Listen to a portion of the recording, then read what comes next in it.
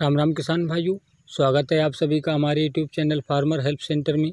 किसान भाइयों, आज की इस वीडियो में हम बात करने वाले हैं गेहूं की फसल में बालियां निकलने के बाद दो ज़रूरी कार्यों के बारे में। दरअसल किसान भाइयों, इस बार बहुत ही बढ़िया गेहूं की फसल है और ऐसे में हमारे किसान भाइयों को बालियां निकलने के बाद दो ज़रूरी कार्य ज़रूर करने पड़ेंगे, जिससे कि उनका उत्पादन जो है वो और बेहतर हो जाए और उन्हें बढ़िया उत्पादन मिल सके।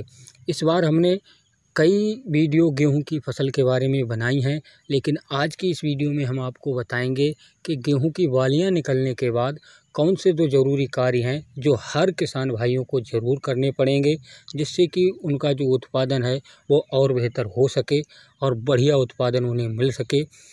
तो किसान भाइयों, बने रहें हमारे साथ और वीडियो को आखिर तक ज़रूर देखें। साथ ही जो भाई चैनल पर नए हैं, चैनल को सब्सक्राइब करके घंटी वाले बटन को ज़रूर दबाएं, जिससे कि आने वाले समय में आपको खेतीबाड़ी संबंधित सारी वीडियो मिलती रहें।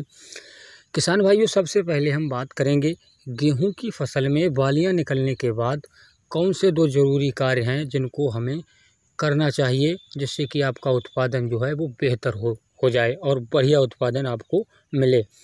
तो सबसे पहले हम अब बात करेंगे गेहूं में बालियां निकलने के बाद सिंचाई के बारे में। दरअसल किसान भाइयों, बहुत से किसान भाई ऐसे हैं जो गेहूं में बालियां निकलने के बाद सिंचाई नहीं करते हैं, लेकिन ऐसा नहीं करना चाहिए। अगर आप अपनी फसल से बम्पर उत्पादन चाहते हैं तो गेहूं में बालियां निकलने के 10 से 12 दिन के बाद जब दाना भराव का समय होता है, उसी समय पर आप देखें कि अगर आपके खेत में नमी कम है तो ऐसे में आपको एक सिंचाई ज़रूर कर देनी चाहिए, जिससे कि आपको बेहतर उत्पादन मिल सके।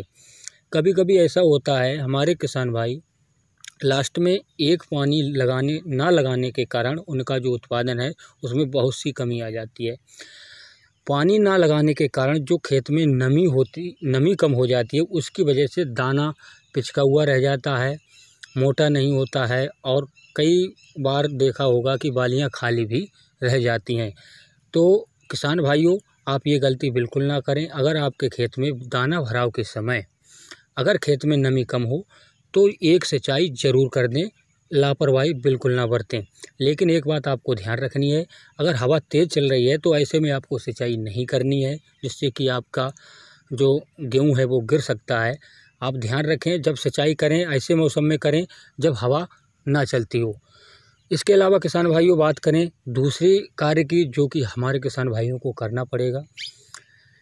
आपके लिए बता दें कि अगर हमारे किसान भाइयों ने गेहूं की बुआई से लेकर अब तक गेहूं में पोटास की मात्रा जो है नहीं दी है अगर अपने गेहूं की फसल में, तो ऐसे में हमारे किसान भाइयों को पोटास को देना बहुत ही ज़रूरी हो जाता है, क्योंकि पोटास बहुत ही अहम भूमिका निभाता है। दाना भराव के समय जो दाना बनता है उसमें क्या होता है, पोटास के कार्य होते हैं, दाना का भराव बढ़िया तरीके से होता है, दाना मोटा एवं चमकदार होता है, जिससे हमारा उत्पादन और बेहतर हो जाता है।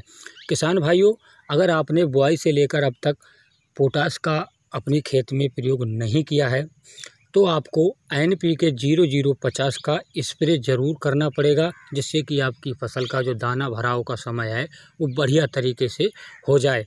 इसके लिए आपको 1 किलोग्राम NPK 0050 को 1 एकड़ खेत में 150 से 180 लीटर पानी में मिलाकर स्प्रे करना है।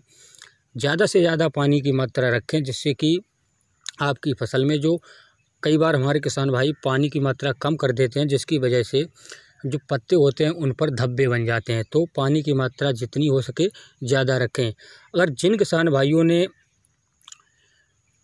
जो NPK 05234 आता है उसका स्प्रे कर दिया है, तो ऐसे में आप देखें कि अगर आपके खेत में आवश्यकता हो तब भी आप इसका स्प्रे करें, वरना रहने दें, क्योंकि आपने पोटास का स्प्रे कर दिया है तो ऐसे में अब आपको आवश्यकता कम ही पड़ेगी। लेकिन जिन भाइयों ने एक भी बार पोटास अपने खेत में नहीं डाला है, उन भाइयों के लिए NPK 0050 अपने खेत में स्प्रे करना अनिवार्य हो जाता है, जिससे कि उनका जो उत्पादन है वो बढ़िया मिल सके। तो आशा करते हैं हमारे द्वारा दी गई जानकारी आप सभी भाइयों के समझ में आई होगी। निश्चित ही आप इन बातों पर ध्यान रखकर अपनी फसल से बम्पर उत्पादन लेंगे। तो आज के लिए बस इतना ही। जय जवान जय किसान।